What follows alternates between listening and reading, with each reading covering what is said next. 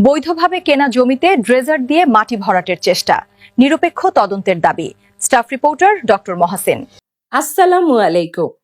বৈধভাবে কেনা জমিতে ড্রেজার দিয়ে মাটি ভরাটের চেষ্টা, নিরপেক্ষ তদন্তের দাবি। Staff reporter doctor Mohsin. রাজধানীর কেরানীগঞ্জ এলাকায় জমি ভরাটকে কেন্দ্র করে নতুন করে উত্তেজনা দেখা দিয়েছে।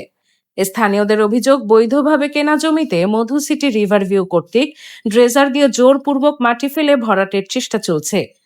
অভিযোগপত্রে কয়েকজনের নামও উল্লেখ করা হয়েছে। এলাকাবাসীর দাবি, এমন ঘটনা নতুন নয়। এর আগেও একাধিক গণমাধ্যমে এ ধরনের খবর প্রকাশ পেয়েছিল। তারপরেও স্থায়ী কোনো সমাধান হয়নি বলে অভিযোগকারীরা জানান।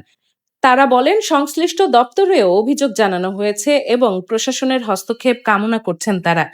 ভুক্তভোগীরা বলেন, তারা আইনের প্রতি শ্রদ্ধাশীল।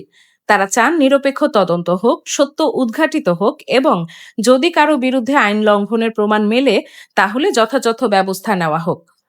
স্থানীয়দের মতে, দীর্ঘ অনিশ্চয়তা ও বারবার অভিযোগের পরও কার্যকর পদক্ষেপ না আসায় তারা আরও বেশি উদ্বিগ্ন হয়ে পড়েছেন। এলাকাবাসীর আশা, দ্রুত কার্যকর পদক্ষেপ নিয়ে সংশ্লিষ্ট কর্তৃপক্ষ এ সমস্যার স্থায়ী সমাধান করবে। আমি ভয়েস বাই ডানা। এতক্ষণ দৈনিক সকালের দর্পণের সঙ্গে থাকার জন্য ধন্যবাদ। আবারও দেখা হবে নতুন খবর নিয়ে। ভালো থাকবেন।